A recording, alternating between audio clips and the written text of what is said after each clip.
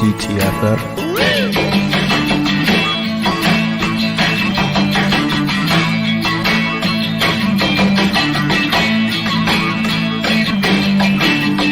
Again, here's Drinking and Talking Fantasy Football with your host, Jake Trowbridge and Dustin Lunt. Hey, DTFFers, we are back.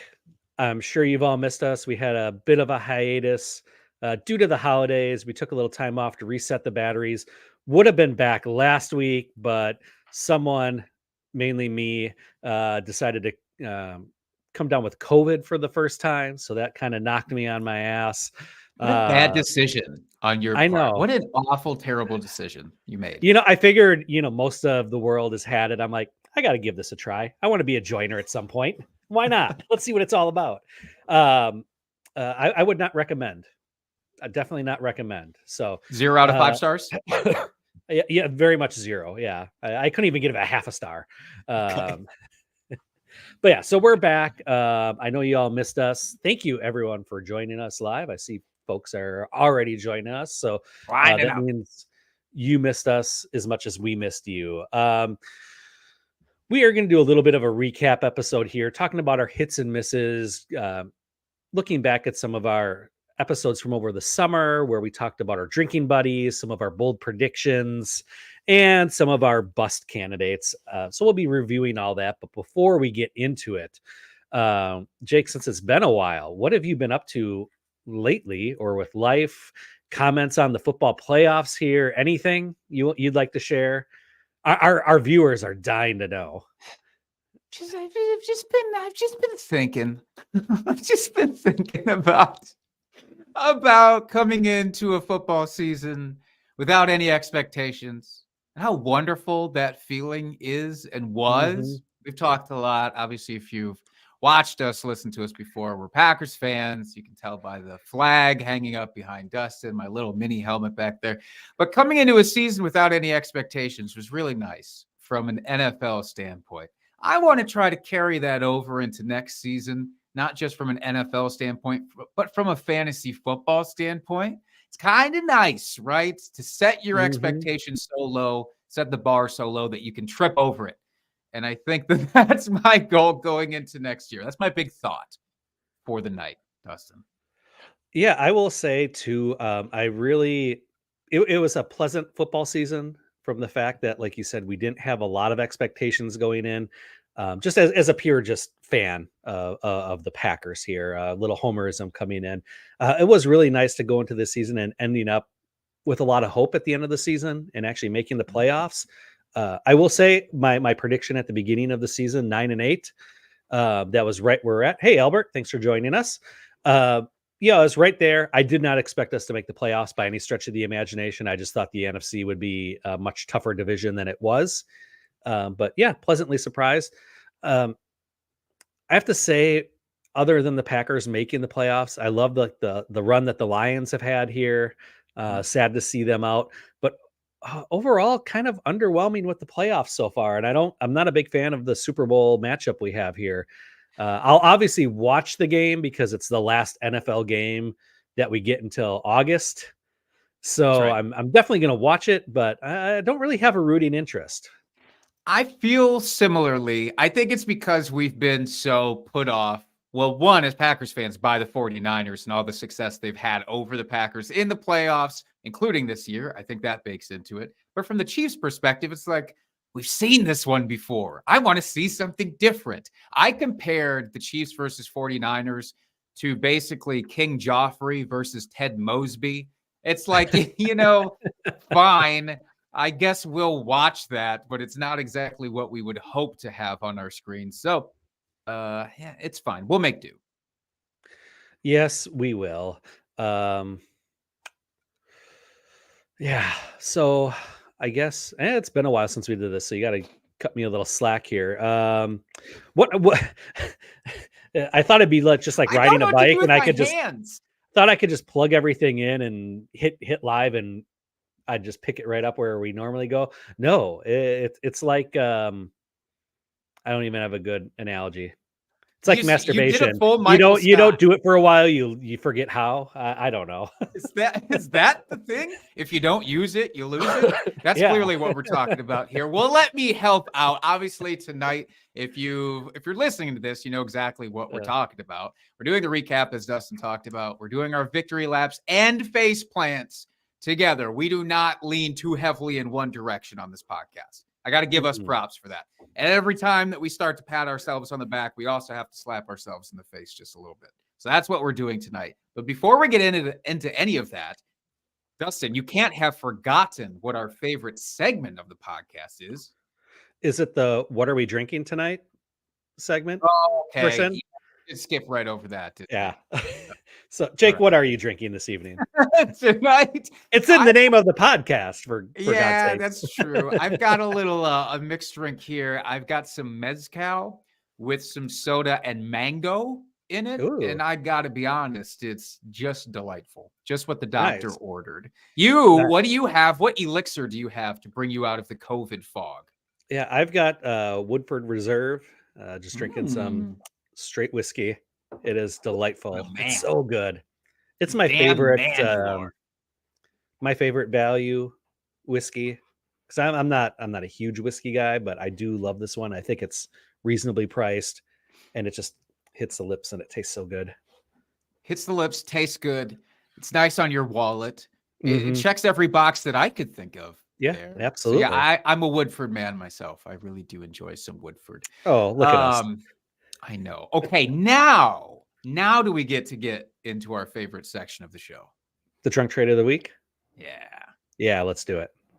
Drunk, hammered, drunk. Drunk trade of the week. Where is it coming from? Back from hiatus. You know it's coming from Reddit. Never user, lets us down. Reddit user Walrus Rumble. By far my favorite handle that we have featured on the show to date, by the way. Clear 101 in my views. But Walrus Rumble says, I'm convinced one of my league mates is drunk trading. So it's our job here tonight, Dustin, to actually sleuth through and determine whether this person is or isn't likely drunk trading. Yeah, there's a lot on here. There's a lot. So this is a story, all right? It's a 10-team Superflex Dynasty League. And he gives a series here. This is 4 different trades, but these 4 trades, they believe, add up to a drunk trader. So the first one is Jordan Addison plus a random 2024 first-round pick. This was submitted about a month and a half ago, by the way, so some of the details are a little fuzzy. But Addison and a random 2024 for Gibbs. Now, they specified that trade happened before the season started. I want to stop there. Let's isolate this trade. Mhm. Addison and a 2024 first for Jahmyr Gibbs. Think back. He's the number 12 overall pick in the draft. We knew Mhm. that. Do you think at the time this is obscene to be trading that for Jahmyr Gibbs? It's more than I would have paid going into the season, only because Jordan Addison was very highly rated, very highly valued in the fantasy community. Obviously, we know he had Justin Jefferson, or still has Justin Jefferson. They're opposite of him, but I think that only helps. And Gibbs, I think we had concerns about his workload, going in with Montgomery there. Oh, we saw it all season long, that there was fantasy value for both of them. But I guess if you were really, Gibbs was going, 104 in Superflex? Probably close Probably to that. 104, Addison 105. just behind him. Yeah, like 108-ish area. So, I would say you're mid-round, yeah. you're giving up a random first to move up a few spots in the draft. Essentially, what it ended up being a few spots in the draft. I guess if you really believe in Gibbs, that's the going rate. I don't hate it, but I'm not a fan of it either.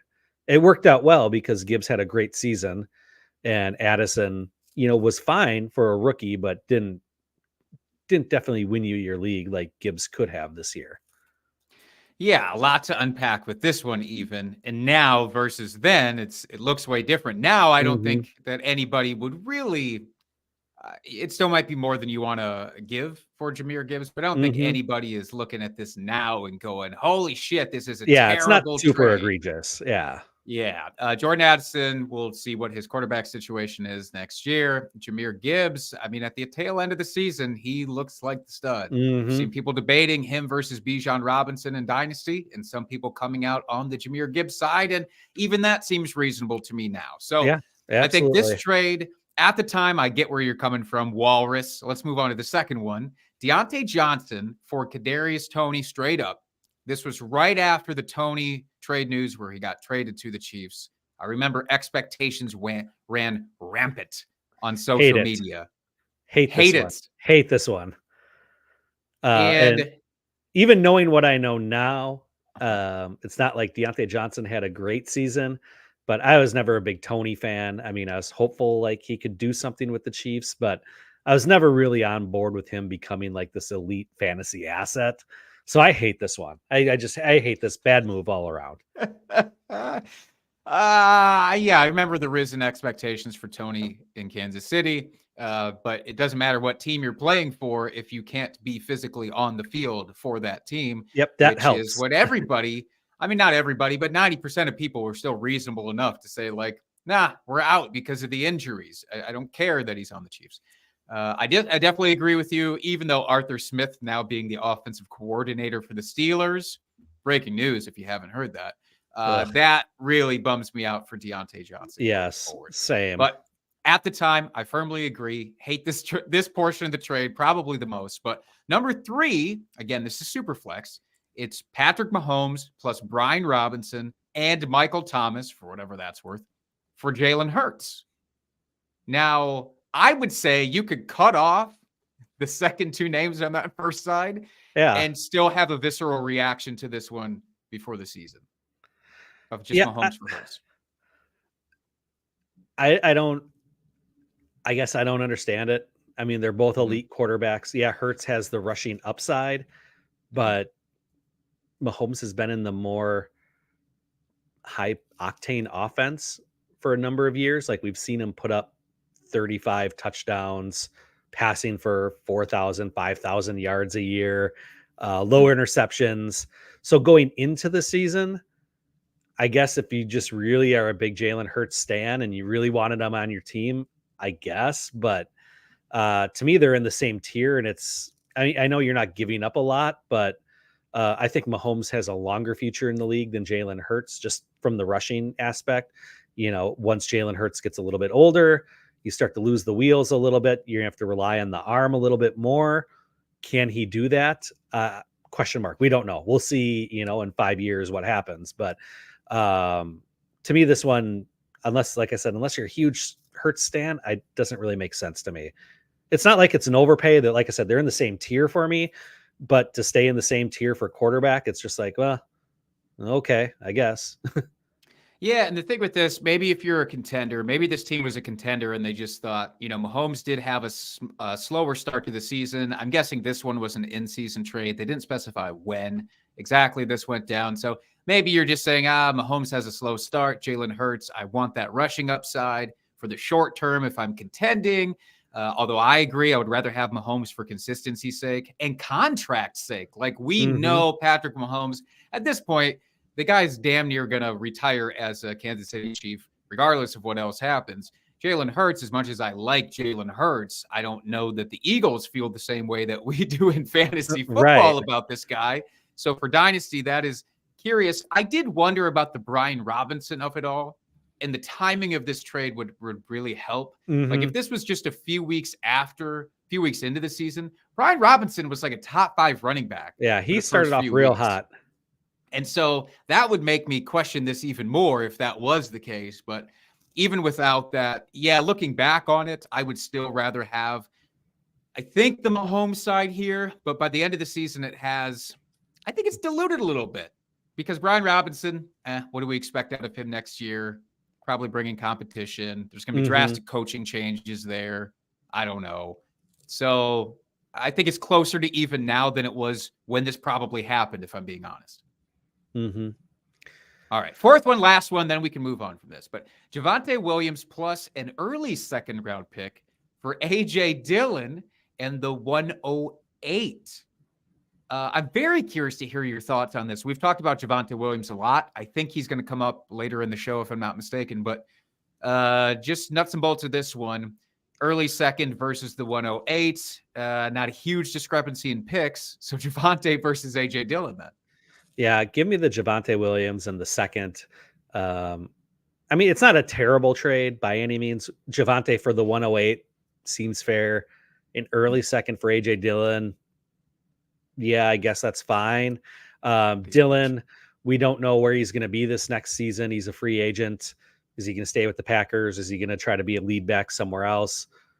He didn't do himself any favors this season. That's for sure. I mean, came on towards the end of the year, but as folks that watched every single game very closely, yeah, he didn't do himself any favors. He didn't look like his explosive self this year. So, yeah, give me Javonte, especially a year removed from that ACL injury, and then and the second on top of it.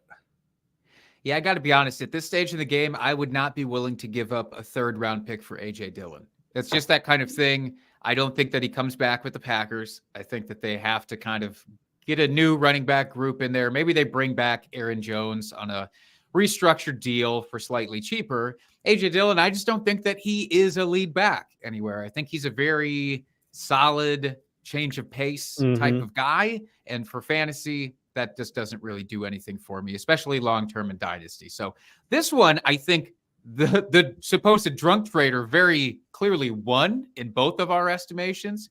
I will say they finished this up. Walrus Rumble finished this up by saying he's been playing fantasy for years and has had good redraft teams. He's not a taco from the league. Okay, maybe he's just a taco. Do we think that this is a taco level trader? Is this a drunk trader? I will say, especially with that last trade, I don't think that this is egregious enough to be like, this guy sucks. He's clearly drunk every time that he clicks that button. I think it's a little more even than they make it out to be. What do you think? Yeah, with the exception of the Kadarius Toney trade in there, all of them I can make a case for, and they're not egregious in any way whatsoever. So, yeah, I mean, and if you're going after guys that you believe in, then hey, that's what it's all about. End of the day, like you want to build a team of guys that you want to root for, and it's not like you're getting hosed on any of the players. So I don't hate it. I don't hate it. Give them a break, Walrus Rumble. Give them a damn break, or don't. I mean, obviously, go ahead. And you know what? If you have that big a problem with it, throw some trades over his way and see if you can't get some deals done. Get yourself drunk trades finished there. Goddamn right. Goddamn right. All right, that was a collection. From the mouths of babes. All right. Moving on. Of course we are. Of course. Cool. So, we don't have to go through all these, Jake. Like I said, we're talking before the show started here. I pulled all these players from our bold predictions episode, our red flags bust episode, and our drinking buddies. Just named all the players that we had planted our flag on in one way or another. But like I said, Jake, we don't have to go through all of these. If you just want to hit some highlights here, why don't you start us off? What's one that you want to talk about first? Yeah, there's a lot that I do want to talk about here. There's a lot wrong with what I personally decided to say before the season started. That I don't know. I was going through, you did a fairly good job. You had more victories than face plants. In my estimation. I appreciate that. Okay, I appreciate you saying that, but I want to rip this Band-Aid off first. Okay, let me do this, because if you're an avid listener or watcher of the show, the one thing you know and can almost set your watch to is that I will say some really downright stupid shit about tight ends, and I will be wrong almost every single time. A broken clock is right twice a day. That's more often than I am right about tight ends. So let's talk about Darren Waller. I had said coming into the season that Darren Waller, this is my bold prediction, would lead all the Giants pass catchers in targets, in receptions, in receiving yards, and in touchdowns. You don't have to be very astute to know that Darren Waller did not do almost anything this year. I'll give myself a little bit of grace, a little bit. This was an injured guy, but I didn't bake that into No, this bold prediction but from he what I was recall. but he was like second on the team in receptions and receiving yards, I believe, when I was looking up the stats. So That's I something. mean, the whole Giants team was a fucking dumpster fire this year. So I mean, Yes. with the exception Yes. of maybe Saquon, the rest of the team was gross. So being number two, even with injury, isn't saying a whole lot. But I'm just trying to give you a little bit of credit here. Hey, look, I appreciate that. I'll take your grace wherever you can give it for these, because I just at this point I have to accept it, and I think you as listeners and viewers just need to accept when I make a prediction about a tight end, you can just pretty much go ahead and safely do the opposite. And I think that the law of averages states that you will probably be better off for it. So consider me a fade in terms of tight end intellect, which by the way is just why we have to bring on some tight end gurus at That's some point right. this offseason. You know what, though? I was on the same page as you, though, with Waller. I really thought this was going to be his year. I was like, surely change of scenery. He's going to stay healthy this time around. We didn't like the wide receivers there. The only real piece that was of any value is Saquon. So I think the process was right.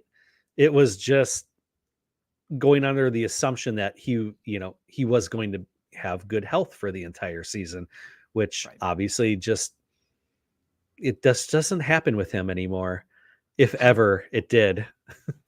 And he's still under contract with the Giants for a long ass time. His contract, I think, they technically tolls in 2026. I don't know if there's really any outs before that. I kind of just want Daniel Bellinger to get a shot at this point I know. behind him, but hard to say what will happen with that one. So that is my biggest faceplant, I would say. Well, maybe not even my biggest, but my most obvious faceplant for this season. Dustin, where do you want to start? It doesn't have to be a faceplant for you either. Yeah, you know what? I'm gonna start here. I'll start with the face plant as well, and I'm gonna start with quarterback, the sexy position. And I really thought that this year Justin Herbert was going to turn out as a top 5 QB, and he did not. Just for context here, he finished as QB 17 overall, QB 11 in points per game. So not even close to the top 5 in either of those stats, whichever one you want to choose. I really thought Kellen Moore coming over from the Cowboys was really going to be the spark that this offense needed to unlock Herbert. That just didn't happen. And I know the wide receivers, he lost Williams for most of the season. Quentin Johnson never really did anything, which was disappointing. Keenan Allen was great. Don't get me wrong. He did Keenan Allen things at the ripe old age of 31. With Gerald Everett as the tight end, like he didn't step up. It was like once Mike Williams went down, it was like nobody stepped up. Austin Eckler didn't look good all season long. He was kind of dinged up.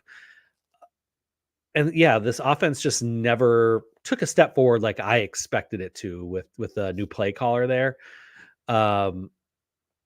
What's going to happen this year? Whole new staff. You got Harbaugh there now. It should be interesting to see. Once they name their offensive coordinator, I mean, I'll probably temper my expectations a little bit for this first year, just as they're learning a new system and everything. But maybe in 2025, that's going to be the year where he really maximizes and reaches his potential that we all think he has. It could be. I mean, Jim Harbaugh had Colin Kaepernick for the most of his NFL career with the 49ers when he was a head coach. It's obviously a different beast than Justin Herbert. He had a year with Alex Smith where Alex Smith was fine, like Alex Smith tended to be. I don't think it was a Harbaugh thing. I did see Dwayne McFarland of FantasyLife.com put out that every year, basically, both in college and NFL, barring one, Harbaugh had a more run-centric offense than a pass-centric offense. So that does give me a little bit of pause for Justin Herbert. I don't know that we'll get volume out of him. But I was with you earlier on in the season, in the offseason. I really thought Justin Herbert, I blame Mike Williams. That's what it is. I blame Mike Williams for getting injured. Those first few weeks when him and Keenan Allen were both healthy, beautiful. Eventually, they had to rely on Quentin Johnston and Jalen Guyton, and that's not a comfortable spot for no. Obviously did not work out well. So maybe they'll have better luck with Johnston here coming out of his rookie season. Hopefully he's not a bust in the NFL, but remains to be seen. It does.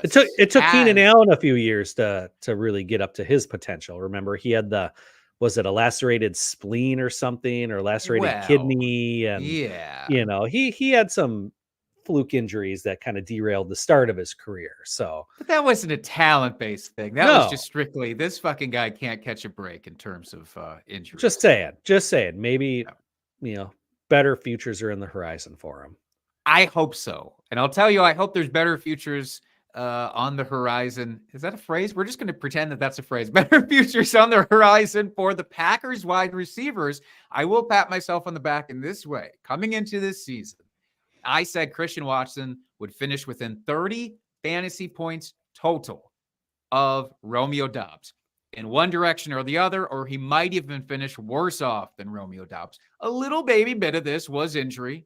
And unfortunately, that once again came to bear. But I did call that out initially. But even in points per game, it was wild. Romeo Doubs with 10.9, Christian Watson with 11.3. Christian Watson had 101 in total because he missed so many games. Romeo Doubs, 174. So honestly, I kind of undersold this one a little bit. And the other aspect that we both talked about, not just myself, but was the Jaden Reed of it all. It's like, well, it wouldn't be shocking if Jaden Reed comes out of the gate swinging, ends up leading in, total yards or total receptions or whatever. And it turns out Jaden Reed was basically doing that. Again, Christian Watson was injured. So I would like to know what the season would have looked like if Watson was fully healthy. So hopefully with Green Bay bringing on a new strength and conditioning coach, by the way, this offseason, with a heavy emphasis on hamstrings, hopefully we get to see that this upcoming year and see what this whole group looks like together. But I feel good about where I was telling people to draft Christian Watson as a big fade. Now, do you have faith that Christian Watson can rebound and actually stay healthy for the majority of the season? I mean, when we've seen him in flashes, he's been great, but it's hard to build chemistry with your quarterback, especially a young quarterback like Jordan Love, and you have these other young guys that are all getting these very valuable reps and he's earning their trust. And it's like, and I'm not saying like Jordan Love is an Aaron Rodgers where it's like, oh, you're injured or you don't catch the ball, I'm not going to throw to you to the rest of the season type deal. But there is something to have that familiarity and being able to trust guys. And if he's not out there, ultimately I feel like that's going to hurt him. So do you expect him to kind of correct these hamstring issues over the summer or the off season here and be available for a good chunk of the season? Well, I know you're not a medical doctor. I was going to say, I'm not a doctor, nor did I even stay at a Holiday Inn last night. So I have no room to speak on this. I will say, again, the fact that Green Bay, I will listen to what Green Bay is doing. And they brought in specifically somebody that says, we got to fucking deal with these because it's becoming too frequent. And apparently the old strength and conditioning coach was actually very highly respected for what it's worth, which makes this decision even more of like we're getting this right. We're focusing on this. If he does, or even if he doesn't, the thing that actually gives me hope is he's missed so many games in his first two seasons. But even being in there with two different quarterbacks, when he's there, he shows up really big in the stat sheet. I mean, even his last couple of games with Jordan Love before the re-injury, it was 20 points. It was 27 fantasy points. So that's with limited participation and kind of reps with these guys. So if he gets healthy, I think that he can skyrocket. That's why I'm comfortable trading for him in Dynasty right now. I understand it's a volatile situation, but you could get him for probably a second round pick at this point because people are so frustrated. Definitely. All right. We could sit and talk Packers all day and I really want to, but I know our fans don't want us to. So we'll move on here.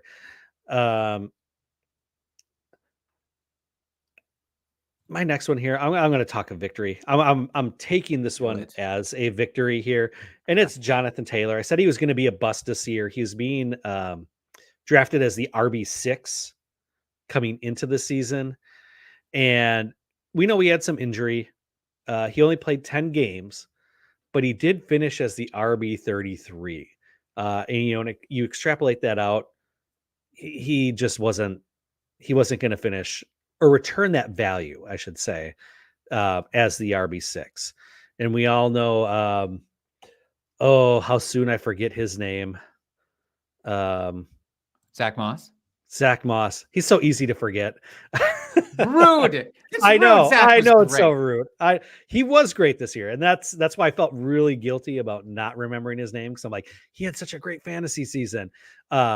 Just on top of him, coming out when Taylor was injured, performing the way he did, I really think that curtailed Taylor's second half of the season. They're like, hey, we got this other guy that's doing really well. Let's kind of ride the hot hand, or at least we have someone that's a 1B to the 1A here.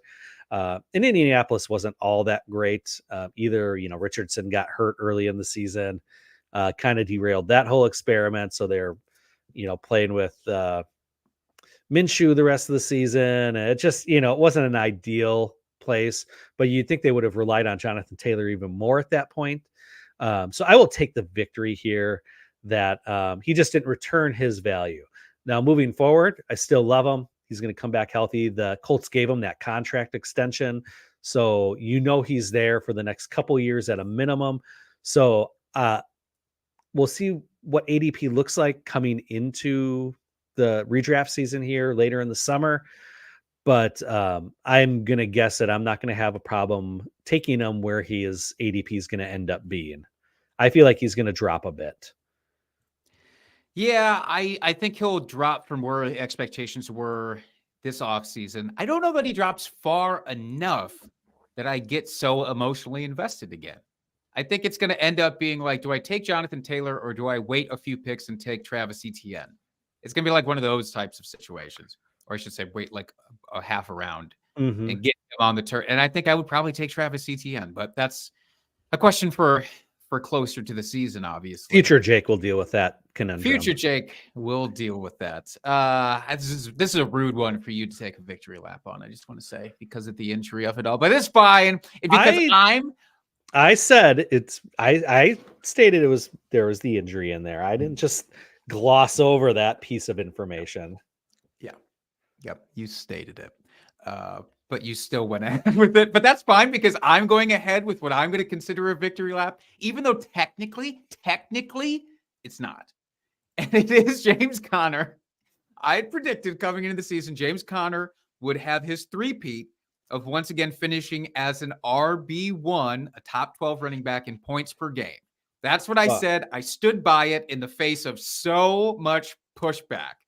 There's no fucking way this guy's going to be in the top 12 or even in a consideration. I don't remember if we made a beer bet about this one. Do you remember? I don't think so. Okay. All right. Yeah, I put this as a push on the show sheet because technically he did not finish as an RB1. I know. Look, he's the RB14, okay, in points but per you can game. take it. You can take the victory as your drinking buddy because he, outkicked his coverage significantly as RB24 and ADP.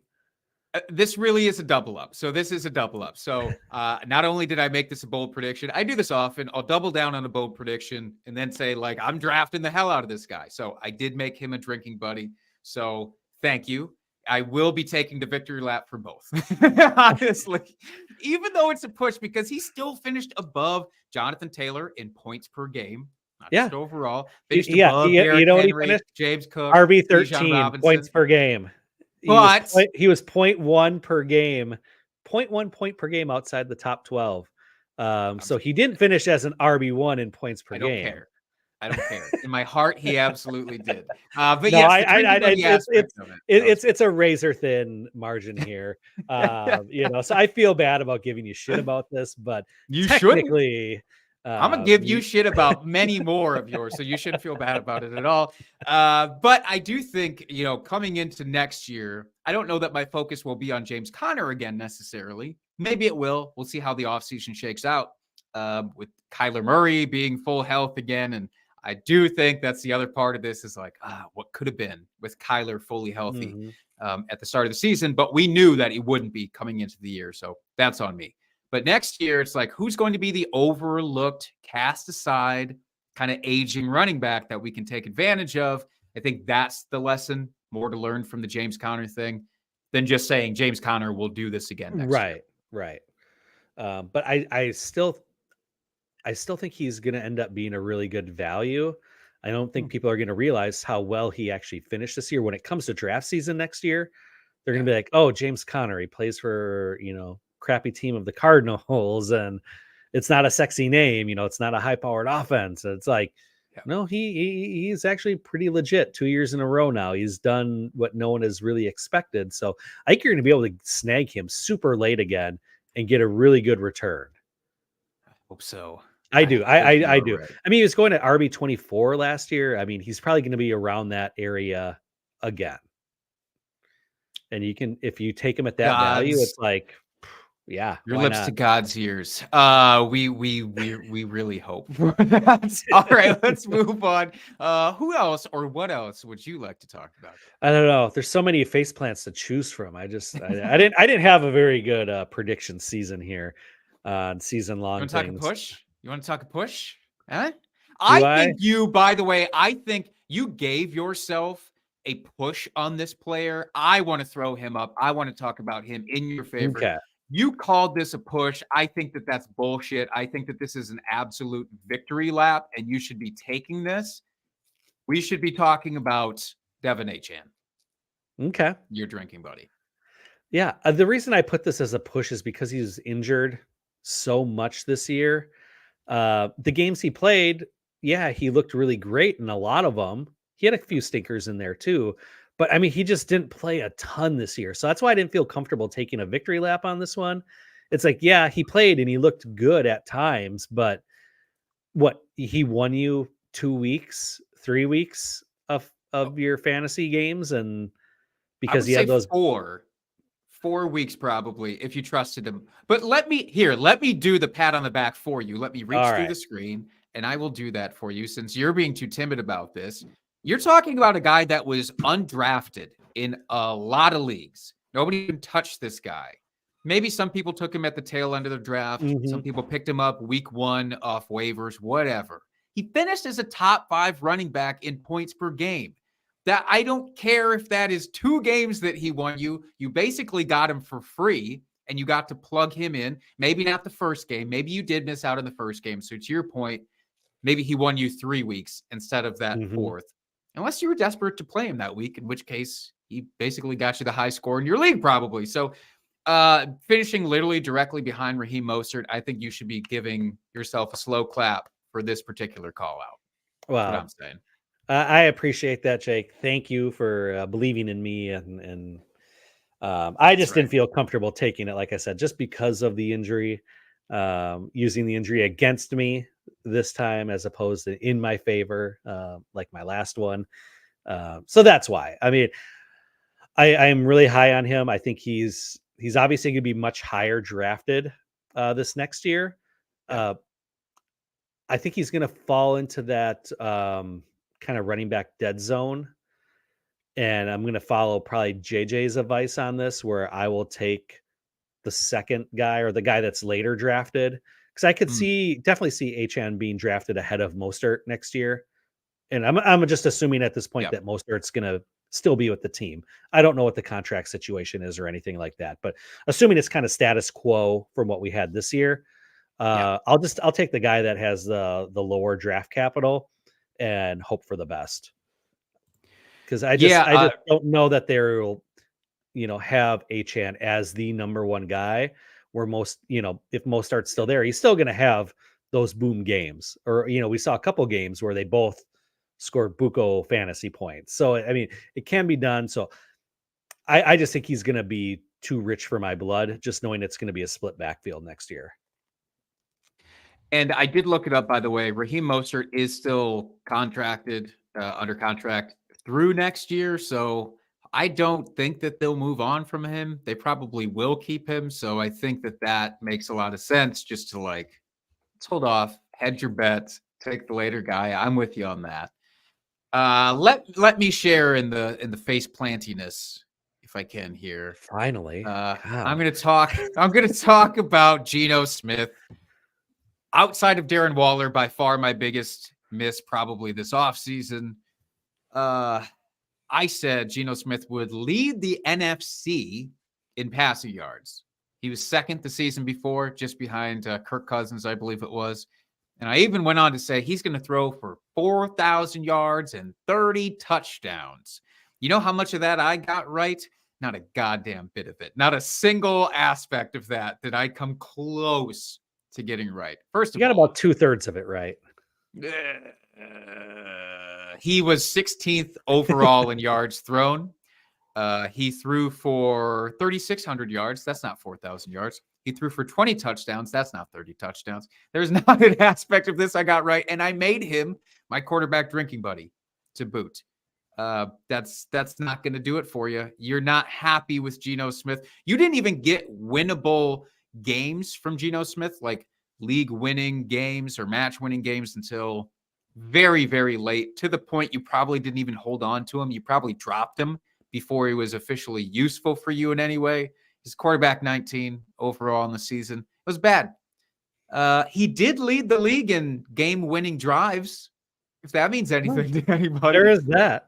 If your fantasy league gives you points for game-winning drives, maybe you shook out even on Geno Smith. Otherwise, it was bad. And it wasn't like there was a big drastic change in offensive strategy for the Seahawks either.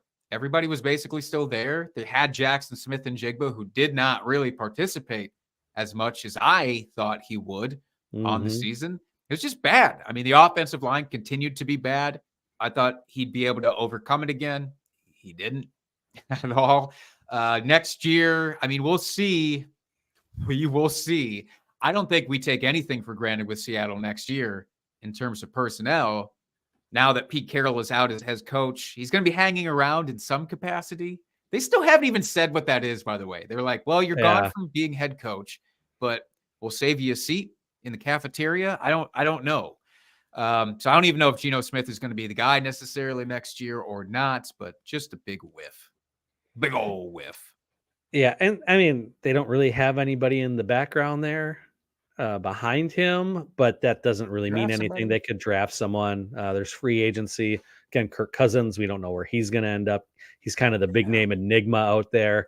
And I know he's coming off a very serious injury, but with the way he's played in his career, someone's going to give him a contract regardless. So, I mean, if Aaron Rodgers was pushing to come back at the end of the season with an Achilles, Kirk Cousins with a full offseason is going to be ready to come back. And he totally was going to, you guys. He was absolutely going to do it if they were 14-0 at that time. And they just didn't happen to be 14-0. So what are you going to do? What are you going to do? Anyways, who do you want to talk about? All right. I want to talk about one of my drinking buddies, that another one of them, and that's Juwan Johnson. I really had high hopes. I thought this was going to be a good season for him. But you know what I forgot about, Jake, in that whole scenario? Yeah. Taysom fucking Hill. Yeah, I forgot about did. that asshole that just eats into the fucking playing time. He's got all the tools. And I know you hear that all the time. Oh, he's a physical specimen. He's got all the tools. Just got to put it together. I mean, this guy, he's young still. So, I mean, I still think there's room to grow here. And I think he can be a streaming tight end for you in the future, as long as Taysom Hill is not in the picture. And I know it's a huge caveat there. And I don't know when Taysom Hill is going to ever leave. He probably never will. He's probably going to play until he's 50 because he only gets in on certain packages. And he's going to be the bane of fantasy players for the next 15 years, probably. And I hate every second of it. Can't wait. But I feel like my process was right on this, excepting, like I said, I forgot about Taysom Hill. He's an ascending player. He's got the physical tools. You've seen improvement from him every year in all the major metrics. I know he had some injury this year where he, missed a few games. Where is he here? He only played in 13 games. So, I mean, he missed a handful of games. but had good targets. He, had 4 touchdowns in 13 games, which is what you like to see. He just wasn't healthy enough. And like I said, he kept getting sniped, vultured, whatever you want to call it, by Taysom Hill. So I do love the player. I just think as long as Taysom's there, though, you can't trust him. If Taysom moves on for some reason this offseason, you might see Juwan Johnson as my drinking buddy again this next year. I truly think he can be a very good tight end in this league. I really, really do. He's one of the few like really, really big play tight ends that still exist out there. Like big time over the middle, like catch a ball and take it 50 yards kind of tight ends. There's a lot of really good tight ends that we've talked about recently, which is going to make this next year very interesting from that perspective. So I'll be curious to see with all of this new blood in the mix, if you'll still be in on Juwan Johnson when it comes to that time. But he is a huge big play guy. You're right, Taysom Hill. Just stop it. Stop it. I want to say that we kind of just glossed over the Taysom Hill of it all, and even the Jimmy Graham of it all. Right, Jimmy Graham with his 3 touchdowns. Yeah, that he ended up stealing away. I didn't realize ghosts could catch passes. Yeah, it did not go through his hands. Not this time, unfortunately. All right, let's talk positively, but also negatively. We'll hit on a couple more here before we wrap this up. But I did warn you, or I tried to warn you about Ramondre Stevenson. I tried to tell people to stay away from Ramondre Stevenson, who was drafted as RB10. That was his ADP right before the majority of drafts happened. And it was very simple why you should stay away from Ramondre Stevenson.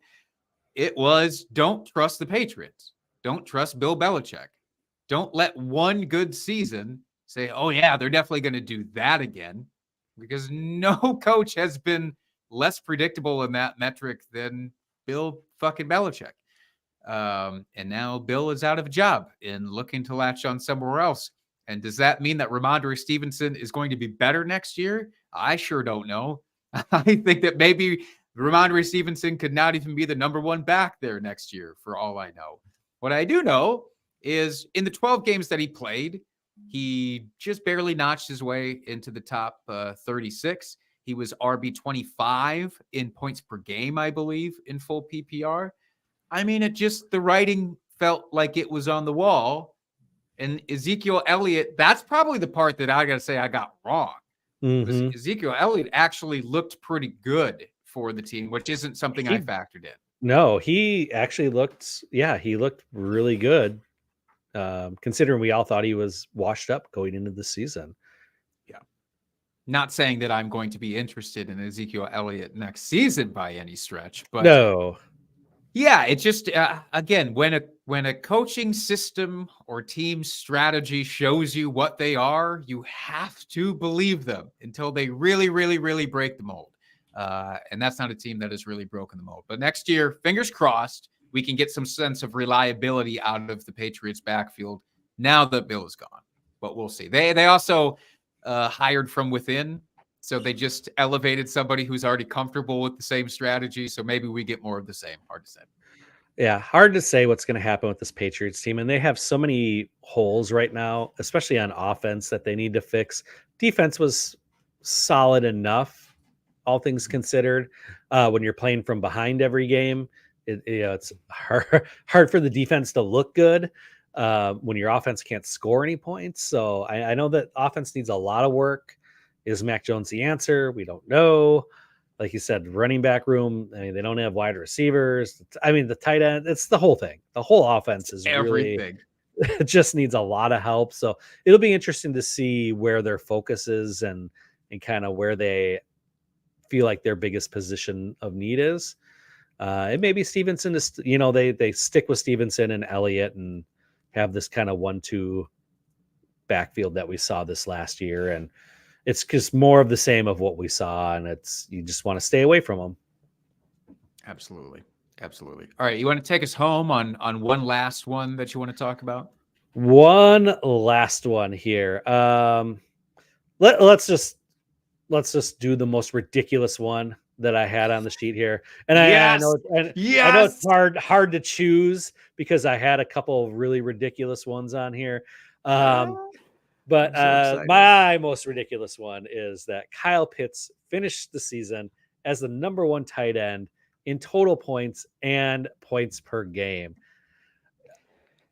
I'm really not going to do this, but I probably should just set up a slap booth at the expo this year for people to come up and just slap me and say, what the fuck were you thinking in making this as a bold prediction here? Like, that is just fucking stupid. I should have known better with Arthur Smith there. I should have known better, but I was like, oh, for sure, we can't see this top talent going to waste year after year after year after year. Spoiler, you can. Sure Arthur can. Smith says, oh, I see you, fantasy football. I'm going to kick you right in the nuts and say, no, sir, we're not going to make this happen. Just for reference, Kyle Pitts finished as the tight end 13. Just did not look great. He had flashes now and again, but just with that offense there, and that whatchamacallit, Arthur Smith. I just want to forget his name altogether. You can't, because he's going to be with the Pittsburgh Steelers next year. But I know, and I feel really bad for Steelers fans. They go from Matt Canada to Arthur Smith. It's like, were they twins? I feel like they're twins. And they just picked up the other one. It's like going from hepatitis to dysentery. That's what I think that you're going from as a team. And that's very unfortunate. That's a very tough spot to be in. Anybody who's ever played Oregon Trail knows this. Yes. By the way. Although you could say it's a very savvy move by Tomlin, that he has another scapegoat that he can bring in and be like, oh, it's not me. It's the offensive coordinator. I oversee defensive side of stuff. I'm not an offensive guy. So he's got another scapegoat to keep his long tenure job safe for another season or two at least. But no, Kyle Pitts definitely missed on this one. And we'll get into, I think next week, we'll talk a little bit more about the coaching carousel we've had and some coaching changes. So I don't want to, get into the weeds too much about this, but obviously we know Atlanta has a whole new offense, defensive coordinator or defensive minded head coach. So who they bring in for their offensive coordinator is really going to be interesting. And I don't recall if they've hired someone yet or not.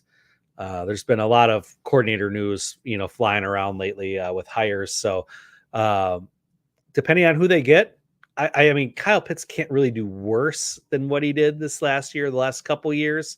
Don't say that. You're going to anger the football gods. Don't say that. I know, but really, I don't see how it could get much worse than it already has been. I mean, you say that when you're sitting in class in grade school taking a standardized test and you poop your pants and you say it can't possibly get any worse the next time that I take a test, but then next time you poop your pants, but it's loud. So don't say that it can't get worse. It could. Did this come from personal experience by chance? No, not a chance. Okay. It just sounded very like that was just right at the tip of your tongue. Like, oh, I have a great example of never pooped my pants 6 or 7 times in grade school. That would never happen. That would be an outrageous thing for somebody to bring up on a podcast that people are listening to. But I just wanted to say that Kyle Pitts, it could hypothetically get worse for him. So that's why I won't fall into the trap of drafting him. I mean, what would you say for redraft? I'm not going to do the first 6 or 7 rounds probably for him. I say he's for sure outside like the top 6 in tight ends. Yeah. Oh, yeah. Oh, absolutely. I mean, I don't think I can get myself to top 10. Really? No. It'll be interesting to see once we kind of get later on in the off season here. Once, like I said, coaching changes kind of settle in here and we have get a better handle on offensive philosophy. And with the rookies coming in, I know we've got some big name rookies coming in this or supposedly going to be coming in. So it'd be interesting to see where they fall on the spectrum of the top tight ends if they're going to be considered in the top 12, top 5, whatever.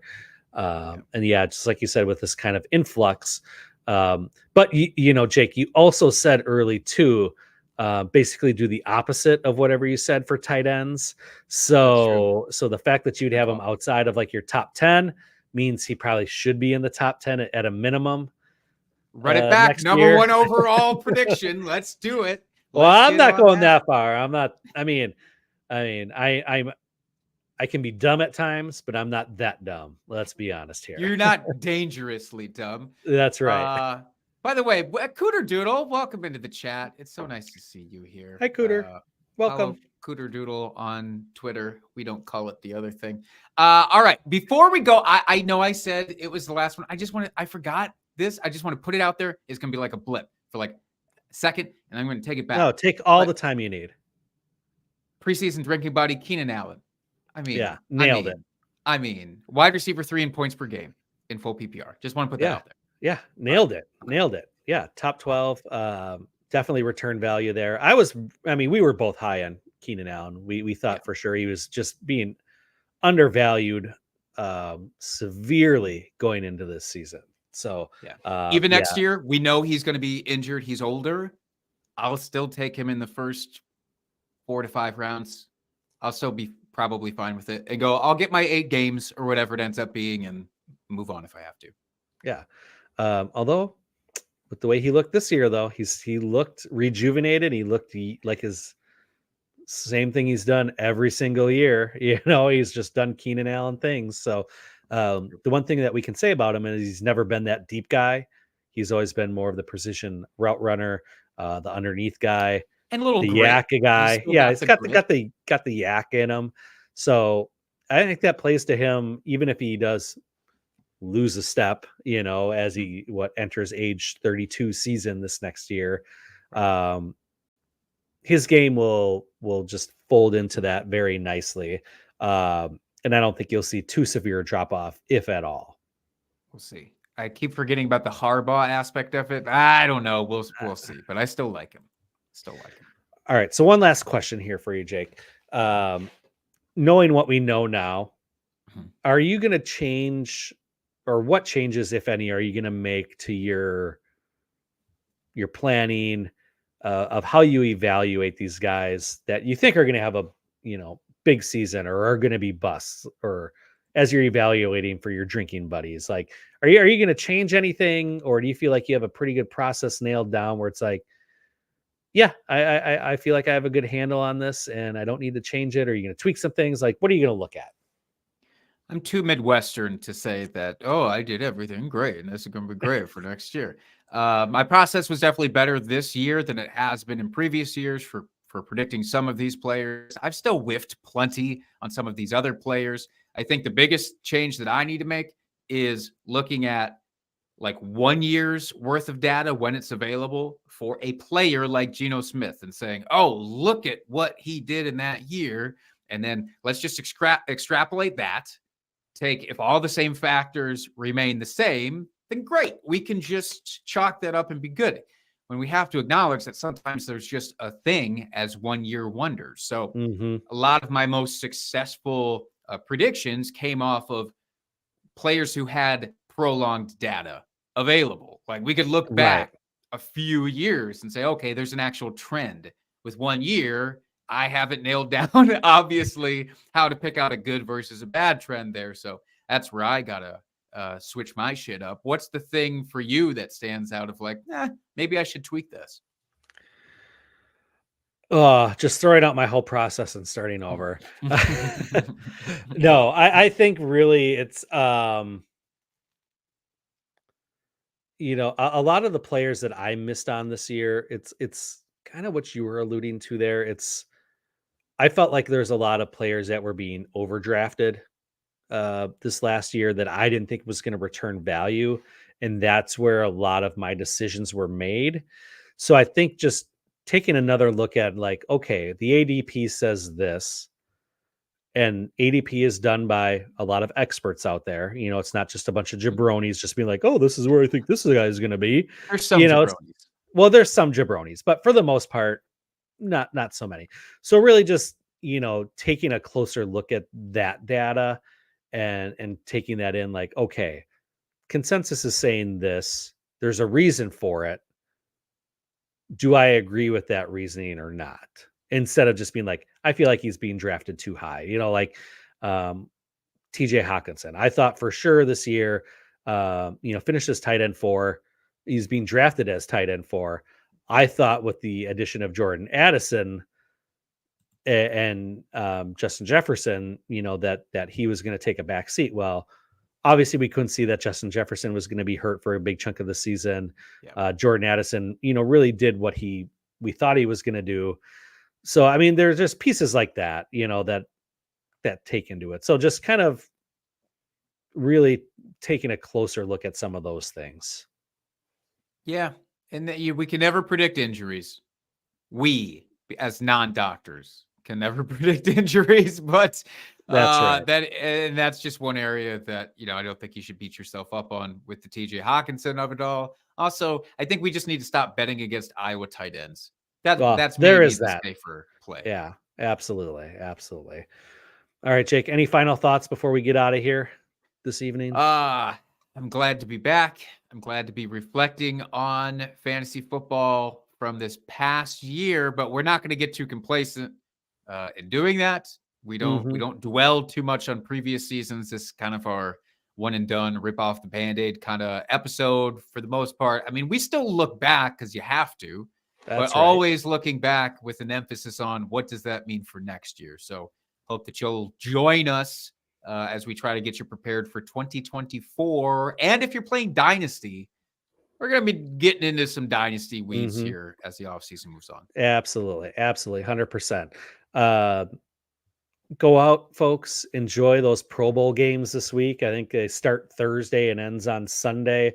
So it's now a 4-day event, of course, because the NFL wants to milk every penny they can out of this. But I will say the Pro Bowl is much more entertaining now than it used to be now with these games that they do. So go out and watch those.